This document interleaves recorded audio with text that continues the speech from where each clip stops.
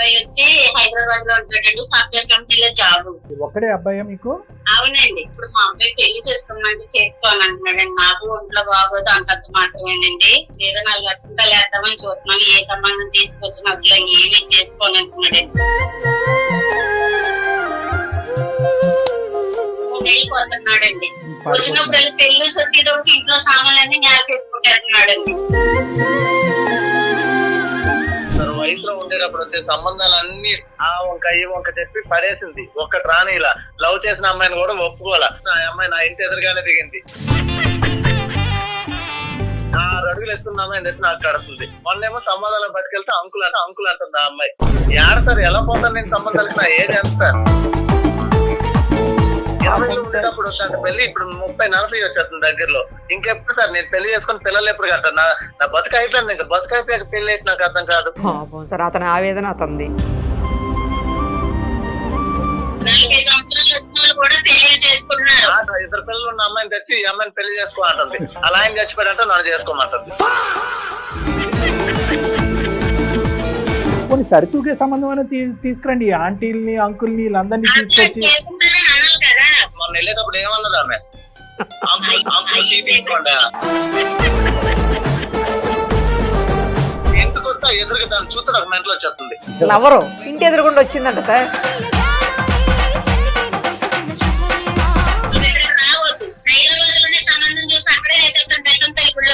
ఇక్కడ కూడా రెడీగా ఉన్నారు కావాలి సార్. అయితే ఉంటారు. నా కొడుకు ఏదో ఒక పెళ్లి చేసి పెట్టి ఆడుకుంటూ ఒక తోడంటూ ఉంటే చాలు సార్. రేపొద్దు నేను చనిపోయినా నా కొడుకు భార్య పిల్లలు ఉన్నారు అని అనుకుంటాను. ఇప్పుడు రేపొద్దు నాకు ఏమైనా ఉన్నా అడిగంటూ ఎవరు చూడలేదు.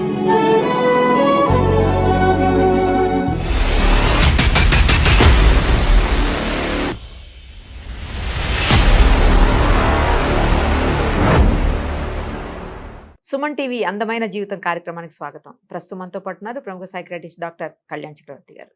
డాక్టర్ గారు నమస్తే అండి. పద్మ అని ఒక పెద్ద ఆవిడ మనకి మెయిల్ చేశారు సార్. కొడుకు గురించి ఆవిడ చాలా ఆవేదన చెందుతున్నారు. ఎందుకు ఏంటి ఆవిడ మాటలోనే విందాం. Sure madam. హలో అమ్మా, నమస్తే అమ్మా. పద్మ గారేనా? అవునండి. ఎవరండి మీరు? అమ్మా నేను నిరుపమ, సుమన్ టీవీ అందమైన జీవితం కార్యక్రమం నుంచి కాల్ చేస్తున్నాను. మీరు మాకు మెయిల్ చేశారు కదా, అందుకనే ఫోన్ చేశానమ్మా. నమస్కారం అమ్మా. మెయిల్ చేసి అంతేగా ఫోన్ చేస్తారని అసలు అనుకోలేదమ్మా. కానీ మీకు పెద్దవాళ్ళు కదా, మీకు మెయిల్ చేయటం ఎలా వచ్చింది? నాకు అదే అడుగుదాం అనుకుంటున్నా. లేదండి, వేరే వాళ్ళతో చేయించానండి. అదే అనుకున్నాను. ఓకే ఓకే, వేరే వాళ్ళతో చేయించారా? సరే అమ్మా. మనతో పాటు డాక్టర్ కళ్యాణ్ చక్రవర్తి గారు కూడా ఉన్నారు. ఒక్కసారి మీకు అసలు ఏం కష్టం వచ్చింది, ఎందుకు మీరు మాకు మెయిల్ చేయించారు, ఆ వివరాలన్నీ చెప్పాలమ్మా ఇప్పుడు. సరేనా? చెప్తానండి. నమస్తే పద్మ గారు. నమస్తే సార్. చెప్పండి అమ్మా. నా పేరు పద్మ అండి. అమ్మా. మా ఆయన గారు రీసెంట్ గానే చనిపోయారండి. అయ్యో. అబ్బాయి వచ్చి హైదరాబాద్ లో ఉంటాడండి. సాఫ్ట్వేర్ కంపెనీలో జాబ్. అబ్బా కాదు, ఒక్కడే అబ్బాయా మీకు? అవునండి. మీ వయసు ఎంత ఉండొచ్చు? బాబు వయసు ఎంత? బాబుకి అండి 35 సంవత్సరాలండి. నాకు 56 సంవత్సరాలండి. ఓకే, చెప్పండి అమ్మా. ఇప్పుడు మా అబ్బాయి పెళ్లి చేసుకోమంటే చేసుకోవాలంటున్నాడండి. నాకు ఒంట్లో బాగోదు అంతంత మాత్రమేనండి. పెళ్ళి మా అబ్బాయికి కొంచెం ఏదో 4 లక్షలు వేద్దామని చూస్తున్నాను. ఏ సంబంధం తీసుకొచ్చినా అసలు ఏమీ చేసుకోవాలంటున్నాడండి. అంటే నేను చెప్పాలంటే చాలా మటుకు కారణం నేనేనండి. మీరు ఎలా కారణం అయ్యారు అతని పెళ్లికి కాకుండా ఉండటానికి? అంటే పోస్ట్ లోని చాలా సంబంధాలు వచ్చినాయండి. సంబంధాలు వస్తే నేనే కట్నానికి ఆశపడి ఈ సంబంధం కాబట్టి ఆ సంబంధం కాబట్టి ఇంకో సంబంధం ఏదో వస్తే వెళ్ళనేసి తొందరగా మేము ముందు కావాలండి. ఏంటంటే వాళ్ళకి ఇచ్చి కట్నంతో నేను ఇది అవుతానని కాదండి. ఆడు అని పిల్లలు బాగుంటాడు కదన్న ఇది కొద్ది. మాకు ఇది ఊర్లో 3 కోట్ల బిల్డింగ్ ఉన్నది. హైదరాబాద్ లో మా అబ్బాయి జాబ్ ఫ్లాట్ ఉన్నది. ఈ సంబంధం కాబట్టి ఏదో వస్తుందని ఆశకొద్ది నేను ఇదేనండి. ఆశ అత్యాశ అయింది. ఇప్పుడు కట్నం లేదు, పెళ్లి లేదు. ఓ సంబంధం చూసాం చుట్టాల అమ్మాయిని. ఇప్పుడే ఇంతలా ఉన్నది, రేపొద్దు నీళ్ళు పోతుంది. పెళ్లి అయిన తర్వాత ఇంకా ఇంత లావ్ అయిపోతుంది, నాకు వద్దు అన్నాడు. లావ్ గురించి ఇచ్చేసాడు. లావ్ అన్నాడు వద్దన్నాడు. సరేలేని మళ్ళీ కాకినట్లు వేరే సంబంధం చూసాం. ఆ అమ్మాయి హైట్ ఎక్కువ అన్నట్టు రేపొద్దు ఇద్దరు పక్క పక్కన నడుచుకుని వెళ్తే మీ తప్పుడు మీ అక్క అని అంటారు. ఆ సంబంధం వద్దన్నాడండి. ఇలాగే ఇంక ఏ సంబంధం చూసినా పిల్ల నల్లగా ఉన్నది అంటున్నాడు, జుట్టు లేదంటున్నాడు, ముక్కు బాగాలేదు అంటున్నాడు, కొల్లు బాగాలేదు అంటున్నాడు, ఇంకేదో ఉంటాడు కానీ పెళ్లి అయితే చేసుకోండి అంటున్నాడు. ఇప్పుడు కట్నం బిజినెస్ అసలు లేనే లేదు, ఇప్పుడు కట్నం కాస్త గాలి కట్నం కూడా ఏమీ లేదండి. ఏంటంటే నాకు ఒంట్లో బాగుంటలేదు, ఏదో ఇటు పెళ్లి చేసేటంటూ ఒక తోడు భార్య పిల్లలు ఉంటారని ఆశపడుతున్నాను. ఏది ఎప్పుడు ఉంటామో ఎప్పుడు పోతామో తెలియదు, ఉన్న రోజులన్నా ఆ పిల్లలతో గడుపుతారని నేను ఆశపడుతున్నాను. మిగతావన్నీ బానే ఉన్నాయమ్మా, ఉద్యోగం గానీ లేదంటే అన్ని ఓకేనండి. పెళ్లి ఊసెట్టినప్పటికి ఎప్పుడు నెలలు అయితే నెలకి వచ్చి కూడండి, ఇప్పుడు 2 నెలలకి గ్యాప్ ఇప్పుడు 3 నెలలకి వస్తున్నాడండి. వచ్చినప్పుడు పెళ్లి సొచ్చేటప్పుడు ఇంట్లో సామాన్లన్నీ నేలకేసుకుంటేస్తున్నాడండి, దేవాసం చేసేస్తున్నాడు, వెళ్ళిపోతున్నాడు. పెళ్ళన్న ఊస్తే వెనక్తో లేదండి. నేను మీ ప్రోగ్రాలు కూడా నేను చాలా చూసాను. మీరు కౌన్సిలింగ్ అయ్యిస్తారు, పంపుతారు, ఏం చేస్తారో ఎలా చేస్తారో నాకు తెలియస్తారు. మీకు పుణ్యం ఉంటది. నా కొడుకు ఏదో ఒక పెళ్లి చేసి పెట్టి ఆడుకుంటూ ఒక తోడంటూ ఉంటే చాలు సార్. ఇప్పుడు ప్రస్తుతం ఏమన్నా సంబంధం ఉందమ్మా, రెడీగా ఏమన్నా ఉందా? అంటే మీ సార్ సంబంధాలు ఉన్నాయి సార్, అబ్బాయి ఒప్పుకుంటే చాలు. ఉన్నాయి కానీ చూడటానికి కూడా ఇష్టపడట్లేదు. ఇదివరకు అయితే ఫోటోలు గట్రా చూసేవాడు, ఇప్పుడు అవి కూడా చూడటానికి తను ఏమంటున్నాడంటే నేను అంకుల్లాగా ఉంటాను, నాకేమో చిన్నపిల్లలు అంటున్నారు, అంకుల్ అంటాను, ఏ వయసు చేసుకున్నాడంటే ఏ వయసులో వాళ్ళు ఆ వయసులో దొరుకుతారని దొరకన్నాడు. మరి చిన్నపిల్లల్ని తీసుకొచ్చి మనం చేస్తాం, ఆడి వయసు దగ్గర ఉన్నాయి మనం చేస్తాం. అది ఒప్పుకోవాలి కదండి. ఈ అబ్బాయి నాకు పెళ్ళొద్దు, ఏ పిల్లలు లేకపోతే బతకలేమా, ప్రశాంతంగా ఉండేవా, ఏదో ఒకటి ఆశ ఎలా తీరుతుంది సార్? నా తప్పైంది అంటున్నాను కదా, నా ఆశ ఎలా తీరుతుంది? అది 4 లక్షలు వేసేసాను అనుకోండి, రేపొద్దు నేను చనిపోయినా నా కొడుకు భార్య పిల్లలు ఉన్నారు అని అనుకుంటాను. ఇప్పుడు రేపొద్దు నాకు ఏమైనా ఉన్నాడు కంటే ఎవరు చూడలేదు, ఉంటారు అందరూ తినేసి పోయేవాళ్ళే, మన కష్టపడితే చూసి వాళ్ళు ఒక్కరు ఉండరు. అది 110% మనిషికి మనిషి తోడు కావాలి, కుటుంబం అనేటటువంటిది పెరగాలి, వంశధారి కూడా ఉండాలి అనేది మాటలు మంచి మాటలే. కానీ రేపొద్దున బలవంతంగా పెళ్లి చేస్తే కనుక ఇష్టం పెళ్లిలో ఇతను ఇబ్బంది పడి ఆ అమ్మాయి ఇబ్బంది పడి మళ్ళీ ఏకాక అయ్యే పరిస్థితి ఉంది కదా, మరి అప్పుడు అది కూడా మనం ఆలోచించాలి కదా. మీరేమొచ్చి నా ఆరోగ్యం బాగాలేదు 4 అక్షంతలు ఆరోగ్యం బాగాలేదు చెప్పిలా చెప్పాలని నాకు చెప్పిలా చెప్తే ఎన్నోళ్ళది రోజు ఎవ్వరు ఉండరు. మీరు ఎంతో మందికి చెప్పారు, ఎంతో మందిని కలిపారు, నేను చూశాను కదా సార్. అలాగే కొన్ని మంచి మాటల మీద అలా కాదు ఇలా కాదని మాట్లాడితే 4 ఆడు ఎదుర్కొంటా 4 తిట్టినా పర్వాలేదండి, నేను ఏం అనుకోను. తిట్టాలన్నా కూడా తిట్టలేం కదమ్మా, మీరు అనుకున్న దాంట్లో ఏముంది. ఆ అబ్బాయికి ఎక్కడో లోపల మీ మీద ఒక కోపం ఉందంటే ఒక్క వచ్చినప్పుడు సంబంధాలు వయసు ఉన్నప్పుడు మీరు కట్నం కానుక అని చెప్పి పోస్ట్పోన్ చేసి మంచి సంబంధాలు వెనకేస్తారు. కాబట్టి ఇప్పుడు వచ్చేటటువంటి పొడవు పొట్టి లావు ఈ బేసిస్ మీద చాలా మటుకు ఆడేసి అడగొట్టుకున్నాడండి. నేను నా తప్పున్నాడు కాదంటలేదు, వచ్చిన సంబంధాలు కొన్ని ఆడేసి అడగొట్టుకున్నాడు. సర్లే అమ్మా, ఇప్పుడు చూద్దాము, ఒకసారి అతనితో కూడా మాట్లాడదాం. అబ్బాయి పేరేంటి పద్మ గారు? పవన్ అండి. పవన్. ఓకే, ఒకసారి మీకు కలపటం వస్తుందా కాన్ఫరెన్స్ కాల్? మా పక్కన ఉన్నాడు కలపమంటాను. కలపమనండి అమ్మ ఒకసారి. The person you are speaking with has put your call on hold. Please stay on the line. Hello బాబు. చెప్పమ్మా. సారు మాట్లాడతారు, ఒకసారి మాట్లాడమ్మా. ఎవరా సారు? ఎందుకు? పవన్ గారు పవన్ గారు పవన్ గారు పవన్ గారు పవన్ గారు పవన్ గారు ఒక్క నిమిషం. ఆవిడికి పాపం చెప్పడం రాలేదు.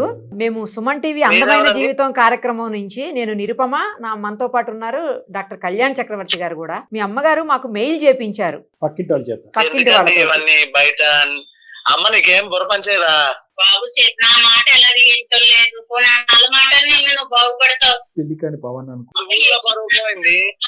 అది కాదు బాబు, నా మాట సార్ మాట్లాడతారు, మాట్లాడు. ఉండమ్మా, అబ్బాయి మనసులో ఏదో చెప్తున్నాడు, 2 మాటలు చెప్పనియండి. చెప్పండి పవన్ గారు. మీ అమ్మగారి మీద ఏదో ఊర్లో పరుగులు పోయిందండి. మీ ప్రోగ్రామ్ కి వచ్చామనుకోండి అందరికి తెలిసిపోద్ది ఇవన్నీ. అదేం కాదులే నాన్న, నువ్వు చూసుంటావు మన ప్రోగ్రామ్స్, చాలా సందర్భాల్లో చెప్పాము. ఇక్కడ నా ఏజ్ అంతా మా అమ్మ చూసే పనులు ఏందో నాకు అర్థం కావట్లేదు సార్. వయసులో ఉండేటప్పుడు వచ్చే సంబంధాలన్నీ ఆ వంక ఈ వంక చెప్పి పడేసింది. ఒక్కటి రాని ఇలా లవ్ చేసిన అమ్మాయిని కూడా ఒప్పుకోవాలా. ఆ అమ్మాయి నా ఇంటి ఎదురుగానే దిగింది. రోజుకో సంబంధం తెస్తుంది సార్. 6 అడుగులు ఎత్తున్న అమ్మాయిని తెచ్చి నాకు కడుతుంది. మొన్నేమో సంబంధాలను పట్టుకెళ్తే అంకుల్ అంటుంది ఆ అమ్మాయి. ఏడ సార్ ఎలా పోతాను నేను సంబంధాలకి? నా ఏజ్ ఎంత సార్? 20 ఉండేటప్పుడు వద్దంటే పెళ్లి, ఇప్పుడు 30-40 వచ్చేస్తుంది దగ్గరలో. ఇంకెప్పుడు సార్ నేను పెళ్లి చేసుకుని పిల్లలు ఎప్పుడు కంటాను? నా బతుకు అయిపోయింది. ఇంకా బతుకు అయిపోయాక పెళ్లి అయితే నాకు అర్థం కాదు సార్. అతని ఆవేదన అతనిది కాదు నాన్న, నువ్వు అలా అంటుంటే మేము ఏం మాట్లాడలేకపోతున్నావు. ఒక అంకుల్ అని ఒక లాంటి అని. సరే అవన్నీ కాదు సార్, అది ఆ చిన్నపిల్లని చేసుకుంటే రేపు ఏమంటున్నావు నువ్వు ఊరంతా? ఏ వయసుకు తగ్గ 40 సంవత్సరాలు వచ్చిన వాళ్ళు కూడా పెళ్లి చేసుకుంటున్నారు. ఆ చేసుకున్నాడు. కూడా బాగానే 20 సంవత్సరాలు ఉండేటప్పుడు ఒప్పుకోలేదు. చేసుకున్నాక ఏమైంది? ఉండమ్మా ఏదో మొన్న చెప్తా సార్ ఇద్దరు పిల్లలు ఉన్న అమ్మాయిని తెచ్చి ఈ అమ్మాయిని పెళ్లి చేసుకో అంటుంది. అలా ఆయన చచ్చిపోయాడంటే నన్ను చేసుకోమంటుంది. నిన్ను పెళ్లి ఏం సార్ ఇది? చేసుకోమంటారా? అలా కాదు నాన్న, ఏదో ఒకటి పెళ్ళైతే చాలు అన్నట్టు ఉన్నట్టుంది ఆ అమ్మ తొందరపాటు అసలు అమ్మ గుర్రం మీద స్వారీ చేస్తుంది. అలా కాదు పద్మ గారు, బాబు చెప్పేటటువంటి దాంట్లో కొద్దిగా అబ్బాయి మంచి సాఫ్ట్వేర్ ఉద్యోగము 1,50,000 ఎంతో శాలరీ వస్తుంది, హైదరాబాద్ లో గౌరవంగా బతుకుతున్నాడు, పోనీ సరితూగే సంబంధం అనేది తీసుకురండి, ఆంటీల్ని అంకుల్ని వీళ్ళందరినీ తీసుకొచ్చి. చేసుకుంటారంటే నేను ఏదన్నా ఉన్నాయి సార్ సంబంధాలు చేసుకుంటారని అనాలి కదా. ఇప్పుడు ముసలోళ్ళు ఉన్నారు, వండి పెట్టి వాళ్ళు ఎవరో లేరనేసి ముసలోళ్ళు భార్య చనిపోయిన వాళ్ళే 2 పెళ్లి 3 పెళ్లి చేసేసుకుంటున్నారు. 7 వయసులో ఉన్నవాడు 7 చేసుకోవడానికి ఏమి నాకు అర్థం కాలేదు. నేను ఎప్పుడు చిన్నపిల్లడే, నా వయసు 37. నన్ను చిన్నపిల్లడు అంటారు. సంబంధం పిల్లలంటే చూస్తారు. ఎందుకు పిలుస్తాడు? పెళ్లి చేసుకున్న అవ్వని పిలుస్తారేంటి? మొన్న వెళ్ళేటప్పుడు ఏమన్నది ఆమె? అంకుల్ టీ తీసుకోండి. ఏటైపోయింది? ఆ సార్ చెప్పిన తిండి బాబు నా మాట విను. ఏ తిన అమ్మ నాకు చెప్తున్నారు, మెంటలు తెప్పించు నాకు. అయితే నేను చచ్చిపోయినా నీకు ఓకేనా? అందుకే ఇంటికి రాను, రాబోద్దు ఎట్లా నాకు ఇంటికి ఇంటికి వస్తే అన్ని పగలగొట్టేస్తున్నారు. రాగానే మళ్ళీ కట్నాలు అనుకుంటూ బతికావు కదా, ఇప్పుడు నెలకు 2 లక్షలు ఇస్తున్నాను తీసుకో. నేనేం చేసుకుంటాను? ఆ డబ్బులు నీకు పిల్లవాళ్ళు పిల్లలు ఉండాలి, భార్య ఉండాలి. నేను ఇప్పుడు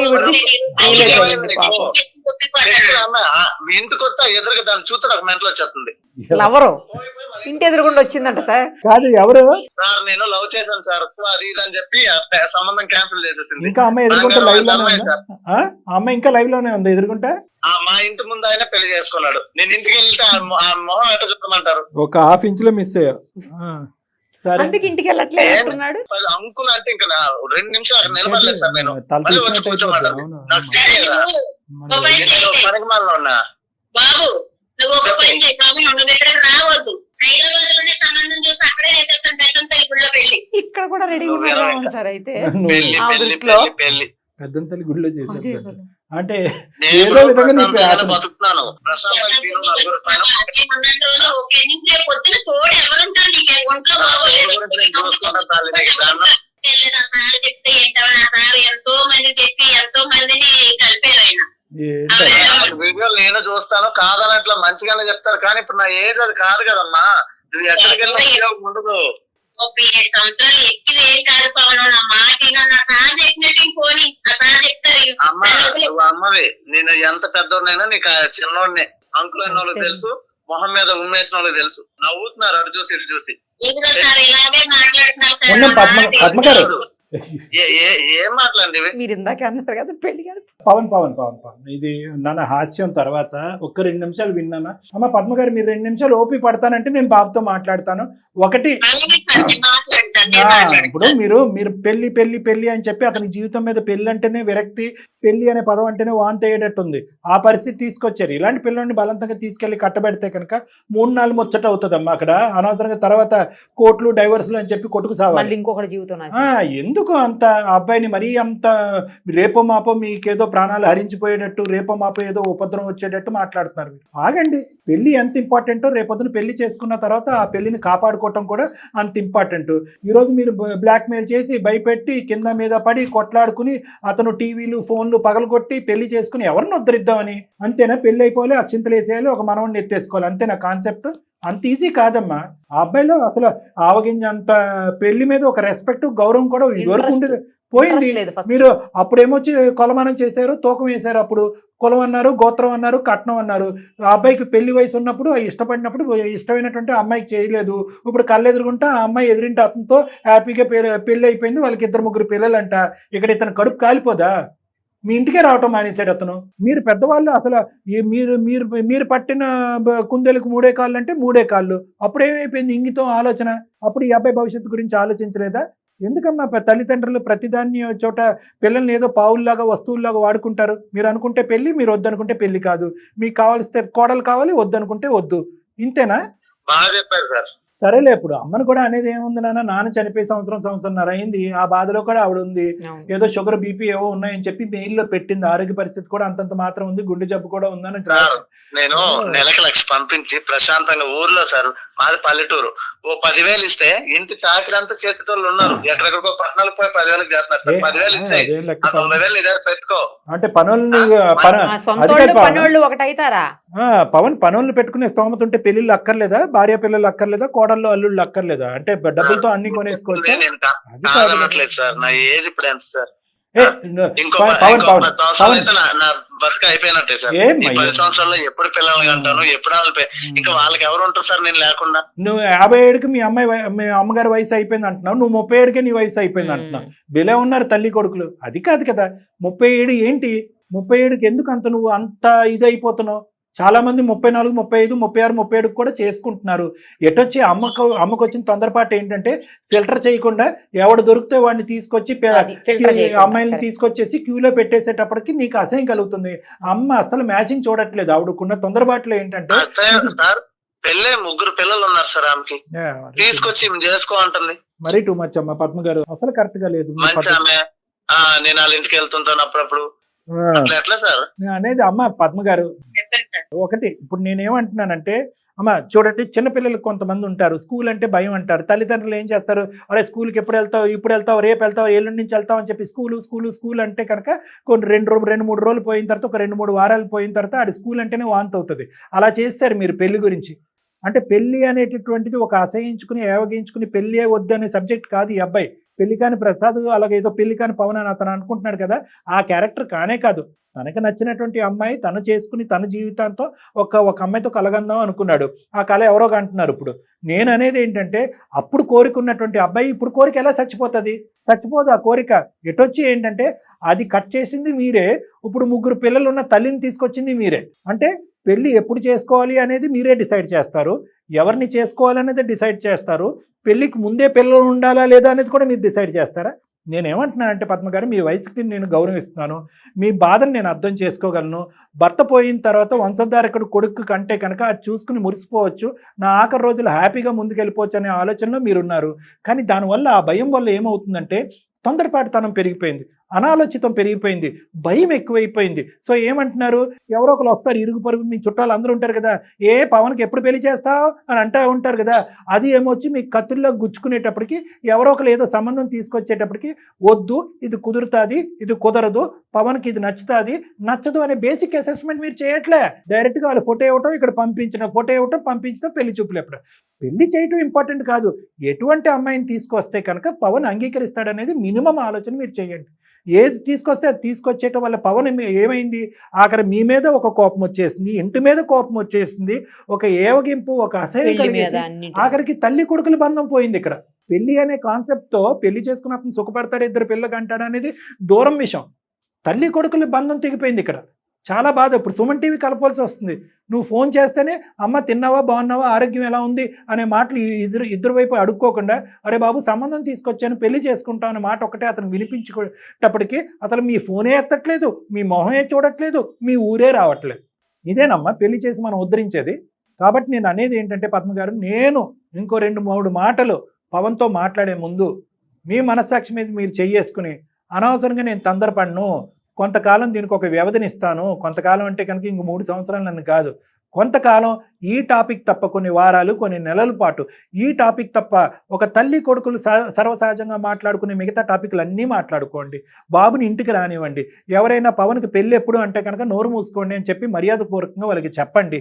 ఇదే సబ్జెక్టు మీద ఏ డిస్కషన్ మీ ఇద్దరి మధ్యన కానీ, మీ ఇరుగు పొరుగు మధ్యలో కానీ, మీ చుట్టాలలో కానీ జరగకూడదు. కొంతకాలము వ్యవధినివ్వండి, గ్యాప్నివ్వండి, బాబుని సేద తీరనివ్వండి, ఊపిరి పీల్చుకోనివ్వండి ప్లీజ్.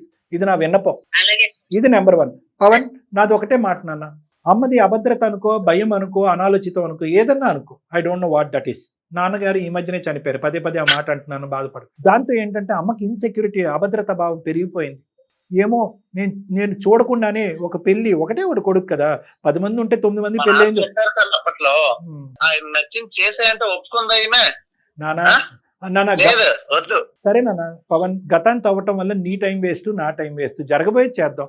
అమ్మ ఇప్పటి నుంచి కొన్ని రోజులు గ్యాప్ వరకు పెళ్లి అనేటటువంటి ప్రస్తావన తీసుకురాదు. తర్వాత నెంబర్ 1. నెంబర్ 2, దయచేసి నీ వయసును ఓవర్ ఎస్టిమేట్ చేయొద్దు. ఈరోజు కాళ్ళు చేతులు అన్నీ బాగానే కదులుతున్నప్పుడు అన్నీ బాగానే ఉంటాయి, రేపొద్దున నా అనేటటువంటి తోడు కావాల్సినటువంటి అవసరం ఉంది. పెళ్లి యొక్క ప్రాముఖ్యత గురించి నన్ను మాట్లాడమంటే కంటిన్యూస్గా ఒక 10 గంటలు మాట్లాడతాను, కానీ ఇప్పుడు అంత టైం లేదు కాబట్టి అది కూడా నేను మాట్లాడట్లేదు. నువ్వు పెళ్లి అనేటటువంటి సబ్జెక్ట్ పదే పదే అమ్మ నీ దగ్గర తీసుకురావటం వల్ల నీలో ఒక చిరాకు కోపం ఏర్పడిందని నాకు అర్థమైంది. అమ్మ స్టెప్ బ్యాక్ అవుతుంది. ఈ సబ్జెక్ట్ గురించి అమ్మ కానీ నీకు నచ్చినటువంటి నీ కుటుంబ సభ్యులు ఎవరు కానీ నీ స్నేహితులు కానీ ఎవరు కూడా మాట్లాడకుండా మనం ఒక ఏర్పాటు చేద్దాం. కానీ దయచేసి నీ వయసును ఓవర్ ఎస్టిమేట్ చేయొద్దు. దయచేసి ఇంకా పెళ్లి వద్దు, నాకు వయసు మీరిపోయింది అనే ముద్ర నీ మీద నువ్వు వేసుకోవద్దు. నీకు సరితూగేటటువంటి సంబంధం తీసుకొచ్చేటటువంటి బాధ్యత మీ అమ్మగారు రానున్న రోజుల్లో తీసుకుంటారు. ఒకప్పుడు ఆవిడకి అర్థం కానటువంటిది, బోధపడినటువంటిది, ఆలోచన లేనటువంటి పరిస్థితి వస్తాయి కనుక అటువంటి సంబంధాలు ఎంచేటటువంటి ప్రక్రియలో నేను కూడా ఇన్వాల్వ్ అవుతాను కావాలంటే. ఎందుకంటే అమ్మకు ఇప్పుడు సపోర్ట్ సిస్టమ్ ఎవరు లేరు. ఎవరో ఏదో సంబంధం తీసుకొస్తే వెంటనే ఒకసారి నేను నీతో మాట్లాడి నీ ఇష్టాలు ఏంటి అనేది తెలుసుకున్న తర్వాత అమ్మకి అటువంటి పెళ్లి సంబంధాలు చూసేటటువంటి హెల్ప్ ఏదైనా కావాలంటే అది నేను కానీ నిరుపమ మేడం కానీ మీ అందరూ కూడా మీ అమ్మగారికి నేను హెల్ప్ చేసి సరితూగేటటువంటి సంబంధం, ఒక 10 సంబంధాలు వచ్చినాయి అనుకో, నీకు నీ ఇష్టాలు బట్టి సరితూగేటటువంటి సంబంధమే నీ ముందు ప్రవేశపెట్టడానికి ప్రయత్నం చేస్తాం. కానీ దానికంటే ముందు నీ సైడ్ నుంచి మాకు కావాల్సింది ఏంటంటే అమ్మని అసహించుకోవద్దు, అమ్మని తిట్టుకోవద్దు, అమ్మ మీద అగౌరవంగా మాట్లాడే పరిస్థితులు వద్దు. నాకు ఇష్టమే సార్. ఈ పెళ్లి విషయంలో తప్ప నాకు ఎవరున్నారు సార్ చెప్పండి మీరు. సరే, ఇప్పుడు నేనేమంటున్నానంటే ఫస్ట్ ఆఫ్ ఆల్ ఒక తల్లి కొడుకులాగా మీరిద్దరూ ఉండండి. ఈ పెళ్లి అనే సబ్జెక్ట్ వల్ల మీ ఇద్దరి మధ్యన దూరాభారం పెంచుకోకండి. అమ్మ దగ్గర కలిసి వస్తూ ఉండు, ఊరెళ్ళు, అమ్మతో పాటు కూర్చో, అమ్మ చేసినటువంటి కమ్మటి భోజనం తినిరా, అక్కడ నిద్రించు. అది కూడా ఆ అమ్మకు కూడా ఆ గ్యారంటీ, నా కొడుకు నాకు దూరం అవ్వట్లేదనే గ్యారంటీ. ఆ పిచ్చి తల్లి ఏం చేస్తుందంటే పెళ్లి చేసేస్తే కనుక నీకు ఒక తోడు వస్తే కనుక ఆవిడ హ్యాపీగా ఉండొచ్చు అనేటటువంటి బాధ భయంతో ఆవిడకి నీతో ఉండే బంధం ఏమైపోతుందని కూడా ఆలోచించట్లేదు ఆవిడ. నాకు ఆ విషయం అర్థం అవుతుంది, కానీ ఎప్పుడైతే నేను ఈ పెళ్ళికి వెళ్తున్నానో అంకులు ఈ పెళ్లి కాని ఇవన్నీ మాట్లాడినాక వెళ్ళి మాట్లాడేది అవసరమా? అంత దూరం వెళ్ళి నచ్చలేదంటే అది ఎలా నేను తీసుకోవాలి? అవన్నీ అర్థమైంది. నేను మాట్లాడింది కూడా అర్థమైంది కదా. పెళ్లి అనేది అప్పుడే డిలీట్ చేయవలసిన అవసరం లేదు. నీకు వయసు మితిమీరిపోలేదు. అమ్మ నీకు సరితూగేటటువంటి సంబంధాలు అమ్మ తీసుకొస్తుంది. ఒకప్పుడు అమ్మకి ఆ కెపాసిటీ లేకపోతే అమ్మకి నేను నిరుపమ మేడం హెల్ప్ చేసేటటువంటి ప్రక్రియలోకి కూడా దిగుతాము. Please, okay? ఇంతవరకు నాకు నిరుపమ మేడంకి ఇద్దరికి నువ్వు చక్కగా కోఆపరేట్ చేసినందుకు థ్యాంక్ యూ నాన్న. ఈ మాత్రం మాట్లాడతామని కూడా మేము అనుకోలేదు. ఏమన్నా అసందర్భంగా మేము ఏమన్నా నవ్వి ఇంకో విధంగా హాస్యాస్పదంగా ఉంటే క్షమించు. సరేనన్నా, సరే, మనం మళ్ళీ ఒకసారి కలుద్దాం హైదరాబాద్ లో. ఈ లోపల అమ్మతో ఒక 2 మాటలు మాట్లాడాలి. నువ్వు ఫోన్ పెట్టేసాను. Okay, bye Pavan. God bless you, all the best. Bye. మీరు కట్ చేసేయండి. నువ్వు పెట్టేనన్నా, అమ్మతో మాట్లాడు. పద్మ గారు 2 నిమిషాలు వినండి అమ్మా. ఆ అబ్బాయి మాట్లాడేటటువంటి ప్రతి మాటలో ఒక అర్థం ఉంది. అసందర్భంగా అనవసరంగా పనికిరాని మాట ఒక్కటి కూడా మాట్లాడలేదు ఆ అబ్బాయి. చక్క చదువు తగ్గట్టుగా ప్రవర్తించాడు, ఉద్యోగం తగ్గట్టుగా ప్రవర్తించాడు, మీరు పెంచినటువంటి విధంగా మాట్లాడాడు. అన్నీ కూడా బ్యాలెన్స్డ్గా ఉన్నాయి. అలాంటి అబ్బాయికి ఏదో దొరికితే ఒక అమ్మాయిని చేసేద్దామనే ఆలోచన ప్రధానంగా తల్లిగా మీకు ఉండకూడదు. చక్కటి పిల్ల, ఓకే, ఆలోచన ఉన్నటువంటి పిల్ల, వయసుకు తగ్గట్టు పిల్ల. మీరు ఏది పడితే తెచ్చేటమే మేడం. పిల్లల్ని, మనవల్ని, మనవరాణులు ఉన్న వాళ్ళందరినీ తీసుకొచ్చి క్యూ కట్టేస్తే ఆడికి అసలు పెళ్లి మీద ఇష్టమే పోయింది, చచ్చిపోయింది ఇష్టం. ఫస్ట్ పెళ్లి మీద ఇష్టం పెంచే విధంగా మనం మాట్లాడాలి, ఆలోచించాలి. కాబట్టి నేను ఇందాక చెప్పాను కదా, కొద్దిగా మీ యొక్క ప్రయత్నాన్ని విరమించుకోండి, తాత్కాలికంగా సస్పెండ్ చేయండి. దయచేసి ఆలోచించి నెక్స్ట్ స్టెప్ వేయవలసిన అవసరం ఉంది. ఈ లోపల తల్లి కొడుకు ఇద్దరు కూడా హ్యాపీగా మాట్లాడుకోండి, ఓకేనా? అంటే ఇందాక గర్జించి ఇంకో విధంగా మాట్లాడుంటే కనుక క్షమించండి. ఎందుకంటే మీరు ఇచ్చిన స్వేచ్ఛకు బట్టే అది ఉపయోగించేసుకుని ఒక 2 మాటలు ఎక్స్ట్రా మీతో మాట్లాడాము కాబట్టి. రైట్, ఓకే అమ్మా. నమస్తే అమ్మా, థ్యాంక్ యూ పద్మ గారు. ఉంటానమ్మా. చాలా మంచి కౌన్సిలింగ్ సార్ ఇది. నాదే, అవును మేడం, బాగా అనిపించింది. ఉపయోగపడాలి, ఇద్దరికి ఉపయోగపడాలి, తల్లికి ఉపయోగపడాలి, కొడుక్కి ఉపయోగపడాలి. ఇద్దరికి కూడా చాలా మంచిగా చెప్పారు. ఎవరికి చెప్పాల్సిన రీతిలో, ఎవరికి చెప్పాల్సిన పద్ధతిలో వాళ్ళకి చెప్పారు. బాగుంది సార్. దాంతో వాళ్ళు మారి మంచిగా అవుతారు. ముందు ఫస్ట్ వాళ్ళిద్దరం మధ్య బంధం గట్టిపడితే తల్లి కొడుకుల బంధం, దట్ ఈస్ మోర్ ఇంపార్టెంట్. మిగతా అన్ని ఆటోమేటిక్ జరుగుతాయి. Thank you. నమస్తే.